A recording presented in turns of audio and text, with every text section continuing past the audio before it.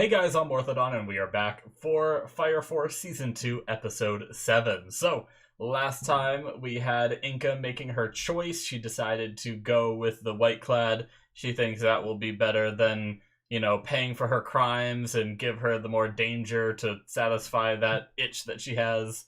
And so our team, they managed to put out a lot of the fires and take care of a lot of the infernals, but it definitely wasn't a victory, so to learn more about the what happened, the catastrophe that happened long ago, the Great Fire and all that. They are leaving Tokyo and going over to the Chinese peninsula, which is going to be pretty cool. I'm looking forward to getting out of Tokyo and seeing more of like I imagine it's going to be a little bit more desolate, although we know that people are living there, right? Because that's where Juggernaut's family's from.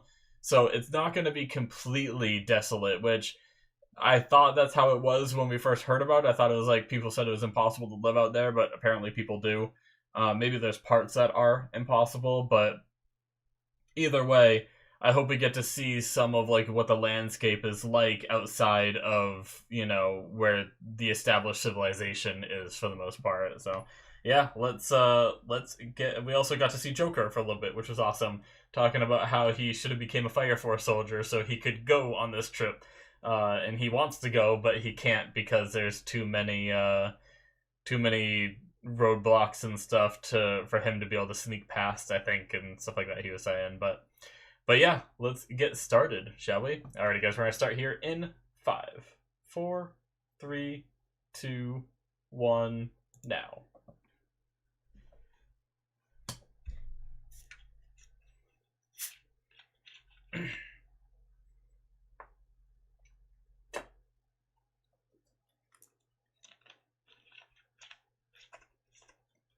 So many ways to die.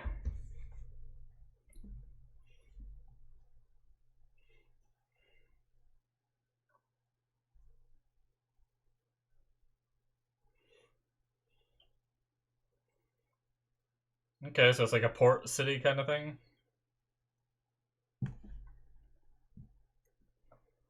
Avalon?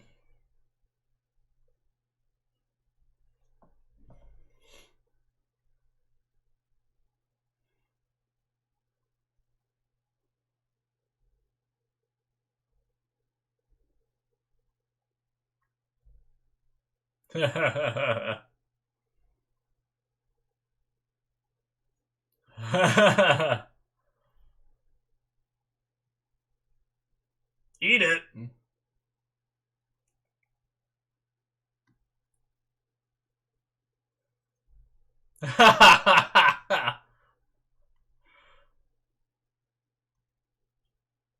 Night King was here.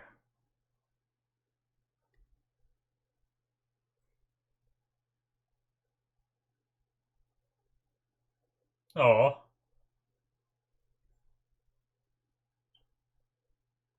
Oh, they got the southern. They're translating her.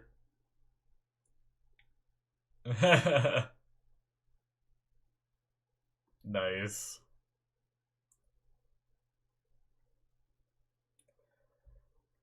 Yeah, so it's like different location has a different accent, so they're just giving us like a southern kind of thing for the translation. That's funny.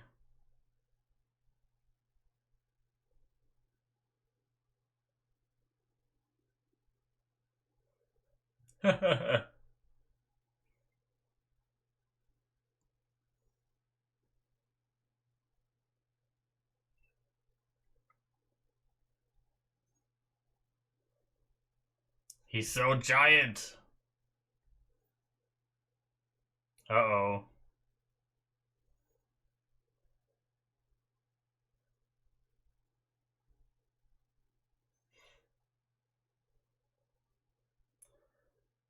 Time to find the culprit.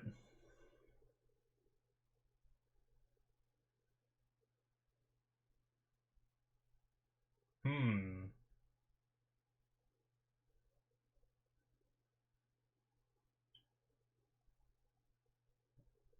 Guess.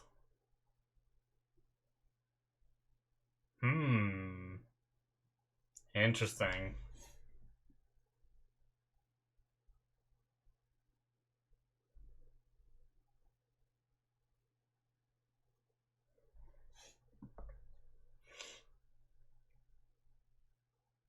Is that the father?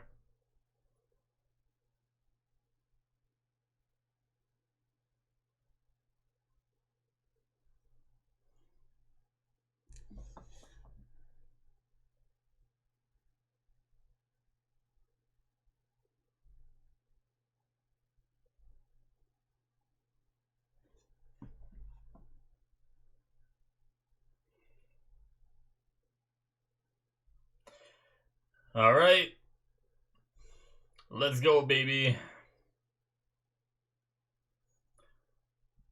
Looks kind of like how I hoped, though. It looks like the freaking Grand Canyon all around them.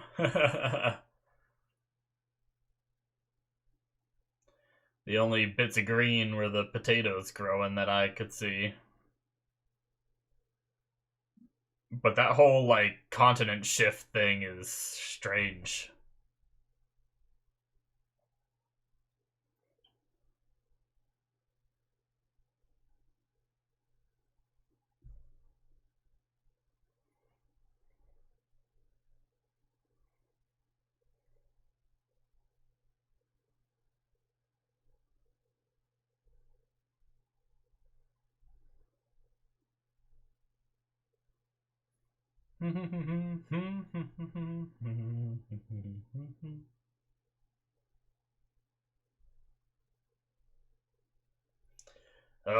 I want to see Joker stuff so bad. I'm so excited.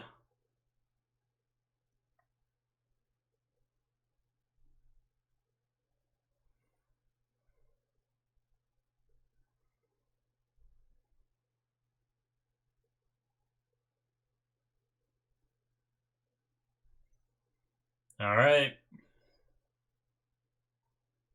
Road to the Oasis. There's an oasis.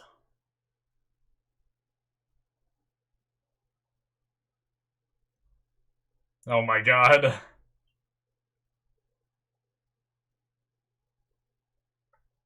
I mean, I did tell them.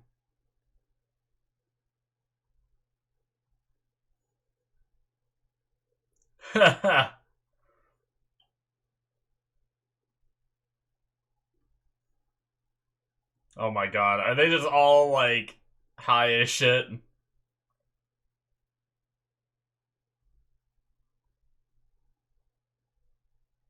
Oh my god.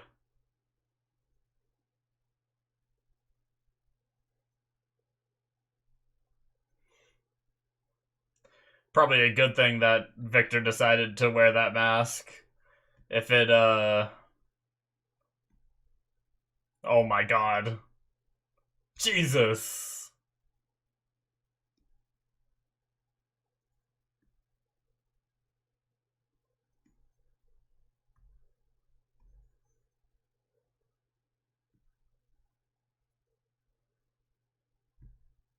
His face.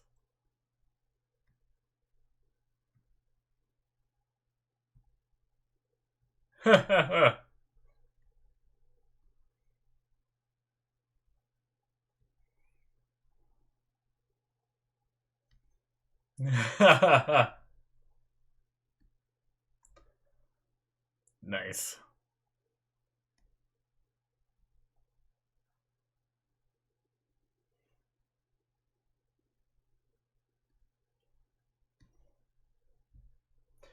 Oh, my point was before I stopped talking because I was watching, but if Victor got high and then just started spilling things about, like, oh, if only Joker was here, he'd love it. And be like, wait, what? Ah.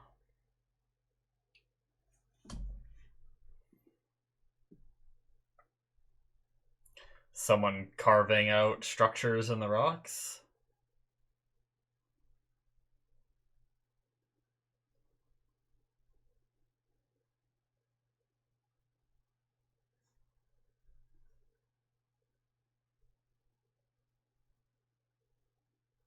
Uh-oh.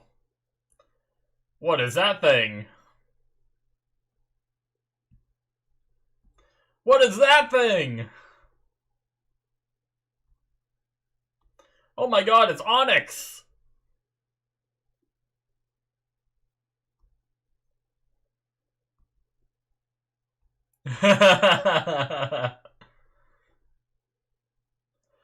No, I think it's chasing a thing.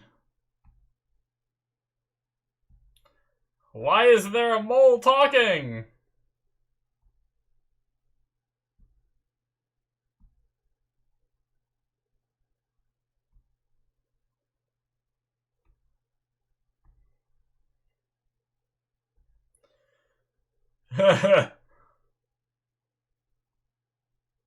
Yes, okay, so it's a shock for them too.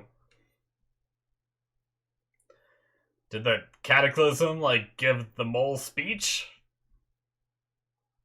Uh-oh, is he the one that took their potatoes?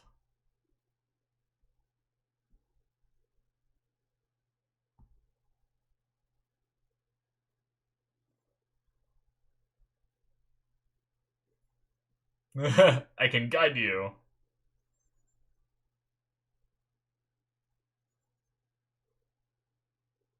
Oh my god.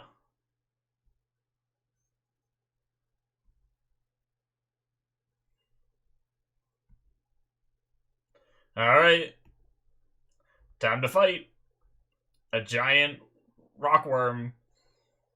Whoa. That's cool. We saw him on that, like, in the opening or the outro or something, but that's still cool. Shit.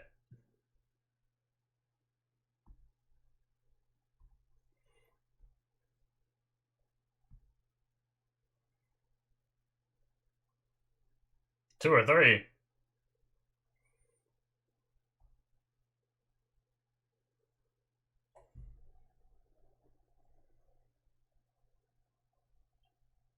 That's where I... That's where you what? Where you live? Where you became what you are?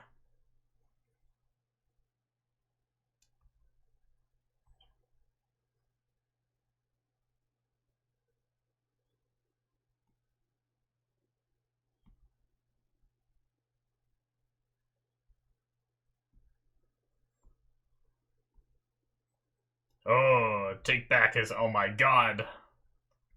That art was insane. uh...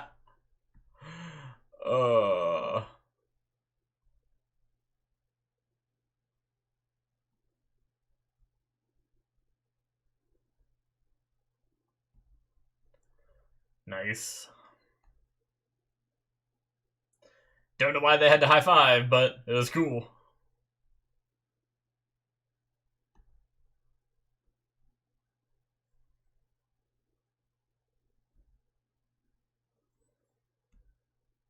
Did he give up for a reason, though?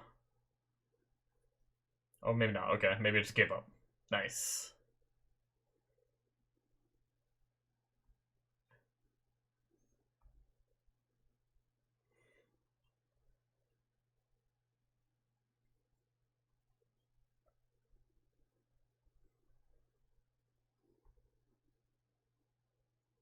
Oh. Interesting. If that's the truth, anyway.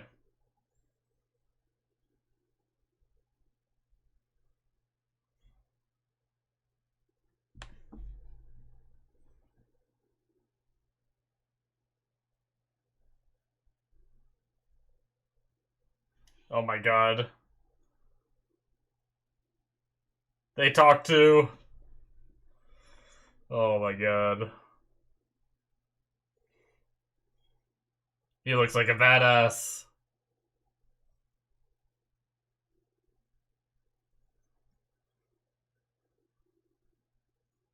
Borrow.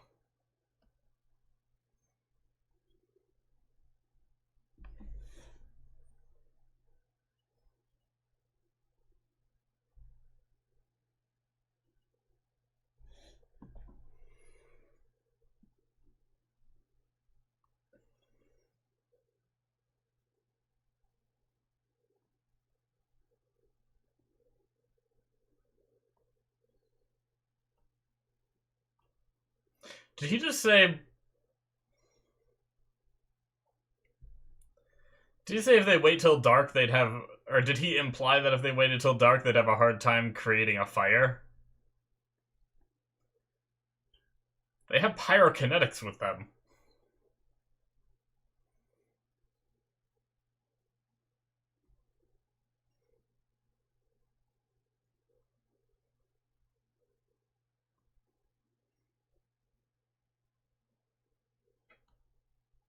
Oh god. Are they other creatures that can talk? Or are they like human bandits or something?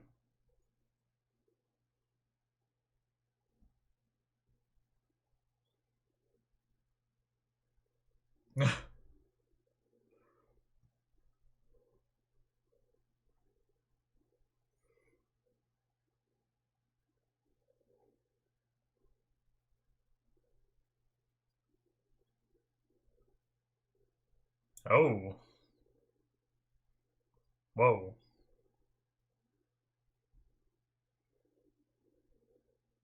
That's pretty crazy.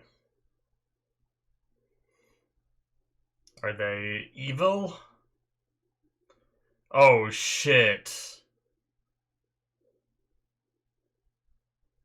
Maybe that's what attacked.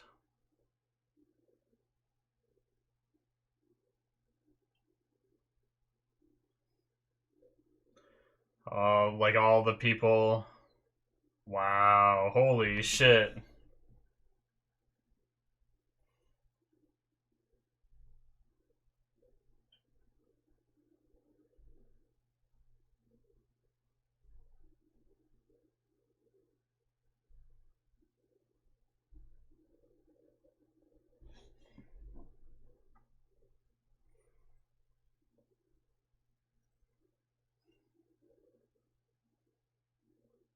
Shit.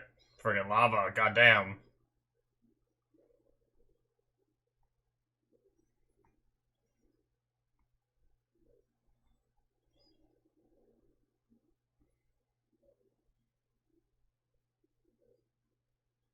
Never thought much of it.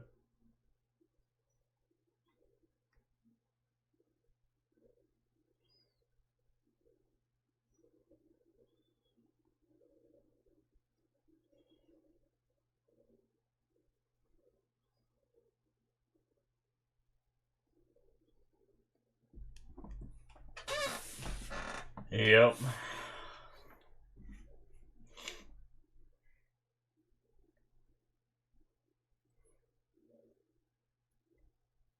Wasn't sure if they're panning behind to transition the scene or if they're panning behind because someone was there listening or something ominous, but seems like it was just a transition the scene.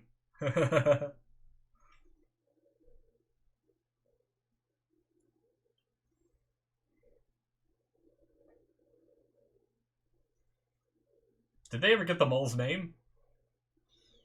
We got Yata. Yata. Yata!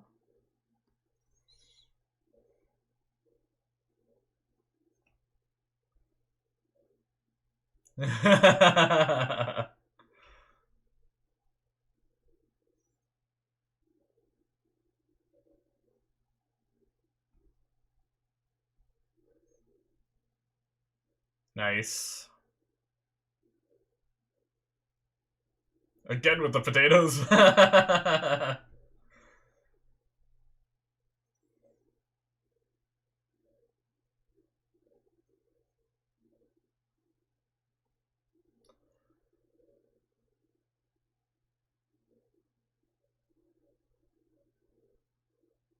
Tabernacle?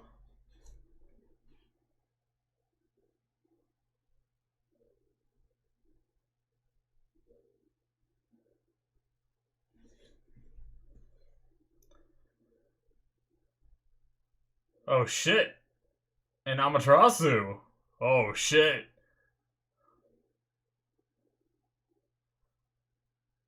Whoa. Oh wow, this is a bigger area than I thought it was.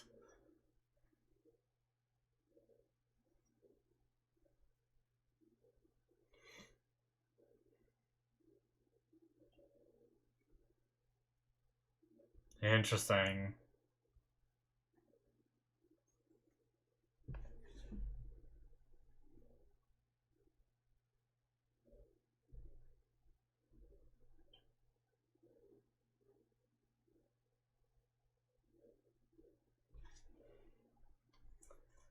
Oh shit, streetlights and cars and shit. Oh, that's so cool. I love shit like this so much.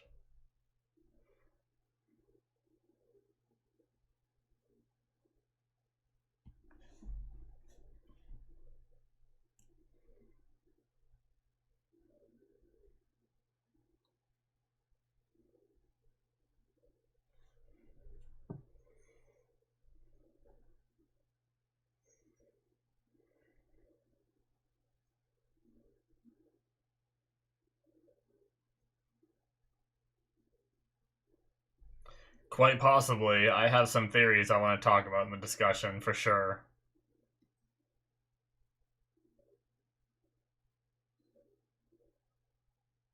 Hmm. Yeah, I mean, every weapon, or everything has... could really help the world, or hurt it, in depending on how it's used, right? A pillar. We know the words pillars. Interesting. That was an 8. But this one's a little smaller. Maybe the other one needs 8 pillars. Interesting.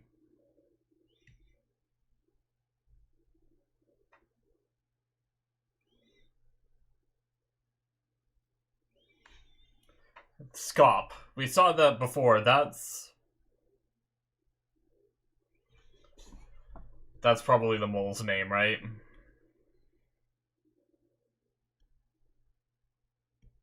Shit.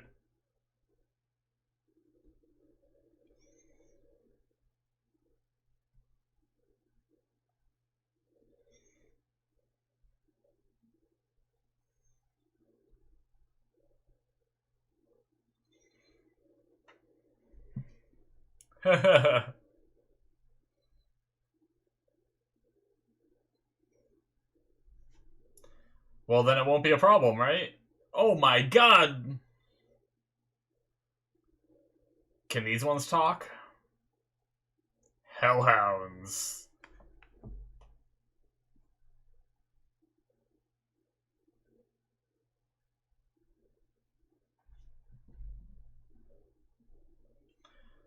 Hey, put these doggos to rest.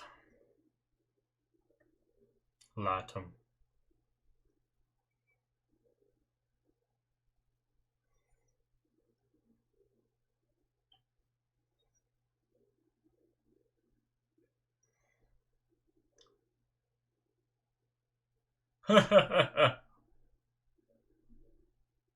Oh.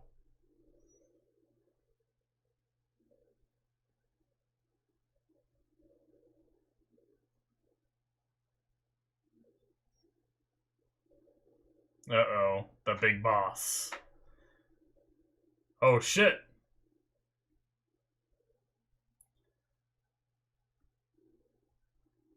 What or who is he linking with?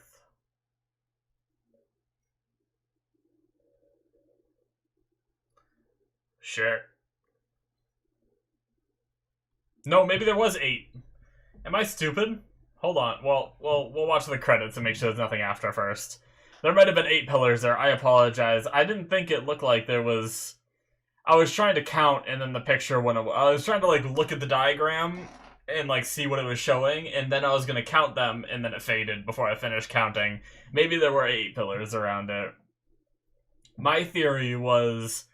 I thought I only saw, like, 6, and I was thinking they said this one's smaller than the one in Tokyo, right? So I was thinking whatever Amaterasu is with the pillars, maybe that represents the pillars as people too. Maybe they all need to like stand on or go inside those pillars and do something to trigger the Great Cataclysm again. And maybe the first one wasn't big enough for whatever they're trying to accomplish. So then they made a bigger one that then needed 8 pillars rather than 6 or something. Like, that was kind of my theory, but there might have been 8. Like, looking at that shot from the sky, I quickly counted, and I think I might have counted 8. But we will go back as soon as the credits are over. I love it, though. This was an amazing episode. I think, like, the coolest part by far is seeing the Oasis with, like, I mean, obviously there's the Amaterasu, but then also just seeing, like, street lights and cars being, like, overgrown in this area. It's so cool. Alrighty, guys, that is it for episode 7. Yeah, let's jump back real fast. Where was it was, like, one of the last shots, right? Wasn't it? Right before the credits? We see the Amaterasu, and then it zooms out. Yeah, 3, 6, 7, 8. Yeah, there's definitely 8 pillars there. Now, on the diagram they showed us earlier, just because, for my own sanity, was there 8 there?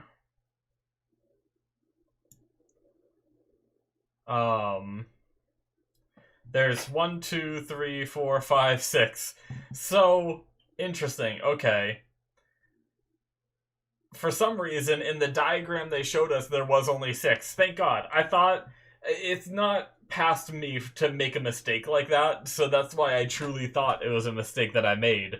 But no, there's only 6 there, but then when it zooms out, there's actually 8 pillars that you get to see. So I wonder why the diagram only had 6. Did they mess up the diagram, or is it the wrong information, or what? One more time, I want to go back to that shot. Yeah, there's definitely... They all look identical for the most part.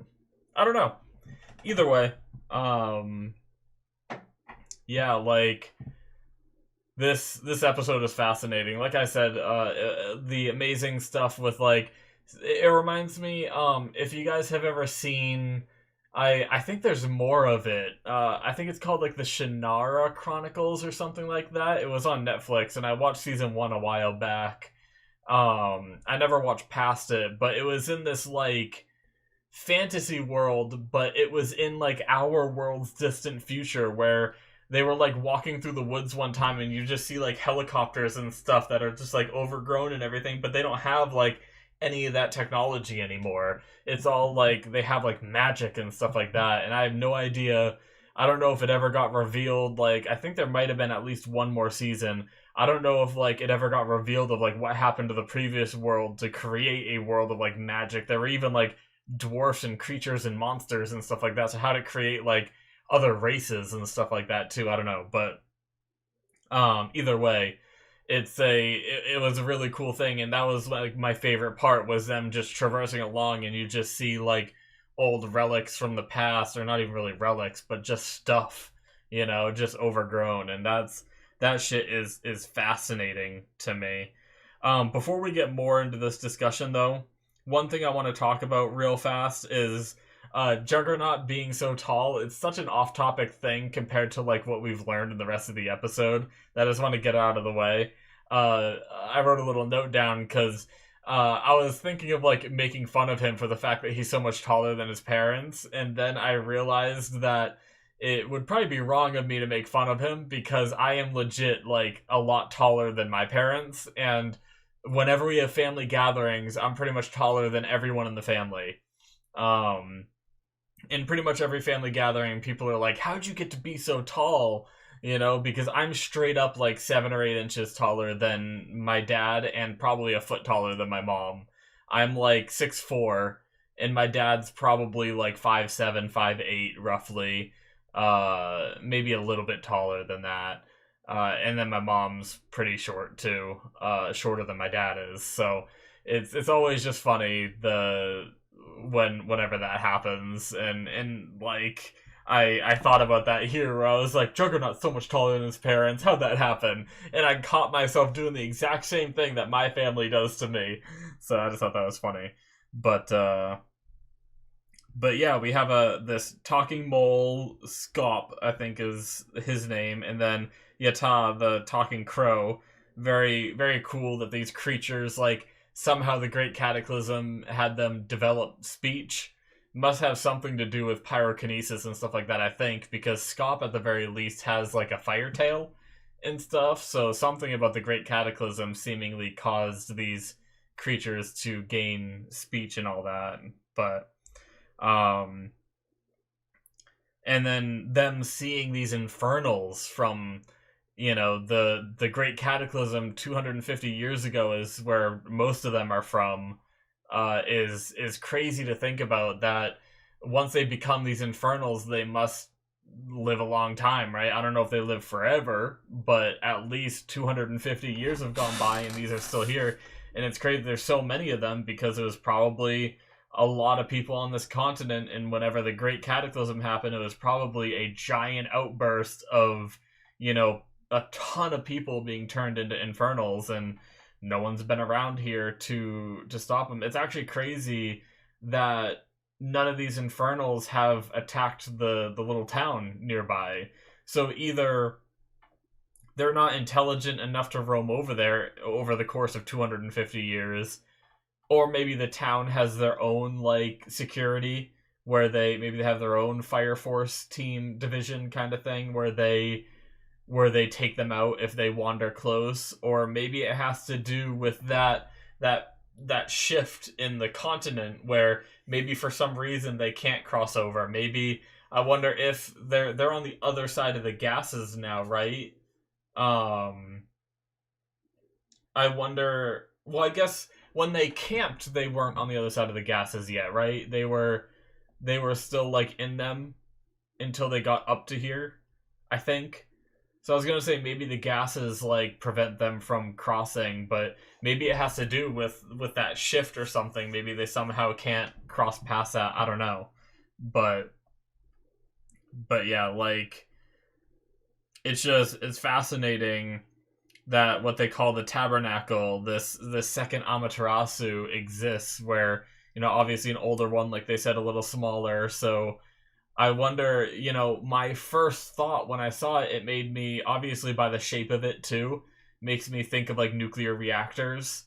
And I wonder if the first one was just like a, you know, a nuclear reactor that went wrong and caused the Great Cataclysm. I don't know. I think it's going to be something more than that. I think that's way too simple of an answer. But it's just fascinating that this old one is out here, survived the Great Cataclysm and everything, and somehow it's the reason for all this greenery and life, this oasis.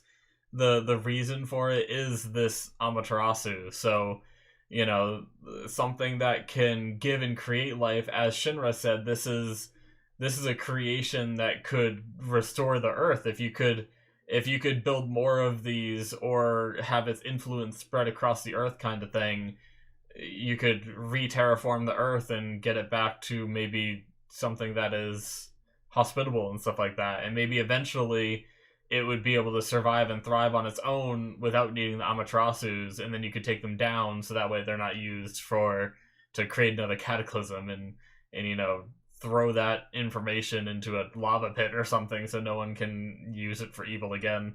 I don't know. Just me rambling. But yeah, it's just really, really fascinating having this here. I mean, obviously it makes me think like it was some kind of experiment done by maybe the evangelists themselves, where like one of like, maybe she was at, or he, I keep, every time we see like the jawline of the evangelist, I think it's a chick, but I definitely could be wrong. But either way, whoever the evangelist is, they could have been here at like ground zero, and maybe that's how they became so powerful and stuff like that too.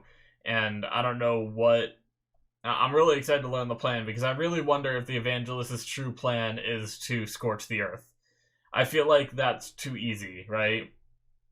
Because if you were to turn the earth into a sun, like, I mean, maybe they are like very cultish, maybe they would be okay with dying, but is the evangelist really okay with death, right? Like dying in order to turn, like, why would they so firmly believe in turning the earth into a sun? Like, what advantage does it give them? Are they just crazy kind of thing? So that's what makes me think that there's something else going on.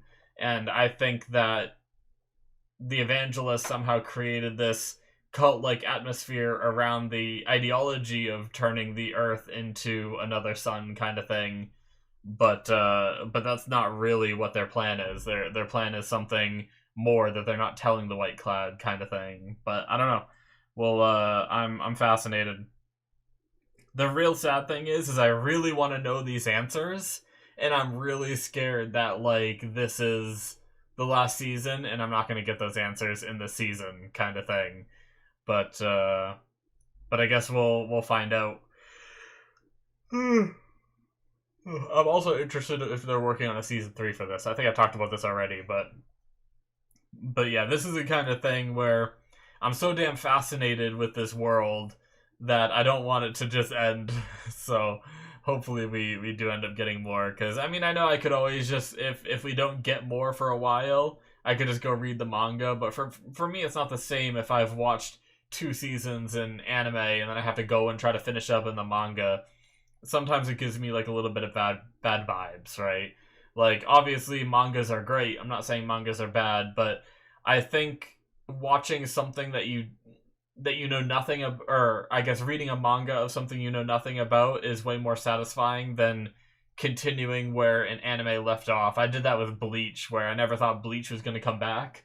So I read the manga after I finished watching the anime, and it just never hit me as hard as the anime did. It's kind of like, same with, you know, people will talk about sub versus dub, and a lot of people that like dub for especially some old classic shows is because they grew up on the dub, watching it on, like, you know, TV and stuff like that. Like, I know these guys that love Dragon Ball Z, but they love the dub because that's what they grew up on, kind of thing. So it's kind of like that, but yeah. I don't know who this is that's talking. I wonder if, you know, I had my theory a long time ago that what if the core power of Amaterasu, Amaterasu, this Adola burst that's being used to power this thing, was actually a person they like sealed away in there, and their power is what's like fueling this contraption, right? So what if that's the case for this one too? What if my theory is right and there's someone inside this Amaterasu that is like alive and is responsible for growing this forest, and it's like preaching like protect this forest and everything. So I wonder what it's gonna be. I'm really fascinated to learn what this voice is. So, but yeah, I hope we learn some cool shit. I hope we get closer to some answers, and I am just absolutely loving this part of the story. I mean, I've actually loved everything about this show. Like, even the fan service, like, at the very first I was like, really? We're gonna have a character that she has like this lucky lechery ability where people, like, she just stumbles into fan service moments? And I was a little bit against it at first, but honestly, they don't. I expected every time she was on screen they were gonna like utilize it in order to show fan service, but they don't. So, and I think that was enough for me to be like, all right, it's fine if we're just gonna get it every now and then. At least Tamaki isn't, you know. I think one of my early notes was fan service girl or something I called her. Like, the whole reason for her being there was fan service, but you know, she's serving her own purposes. She has her pyrokinetic abilities. She's also a sister as well, helping putting these hellhounds and other infernals and stuff like that in the past few episodes to rest and all that. So very cool. But yeah, I've loved just because I love this part specifically because I absolutely love like ancient civilizations that are like overgrown and stuff, and especially the idea of our civilization becoming overgrown in people in the future looking at it and seeing it as like an ancient civilization. It's just fascinating. Like, I want them to go explore that more, but I know it's not the main focus of the show. So, but yeah, I think that'll be it for me, guys. Thank you so much for watching. Hopefully you enjoyed. Make sure you hit that subscribe button if you did. Check out my Patreon as usual if you want to see more 2 episodes ahead on there. All kinds of good stuff on there. It supports the channel and what I do here, and helps me with continuing and expanding. So thank you guys so much. Link in the description below, it should be popping up on the screen. and I will see you guys in my future reactions. Bye-bye.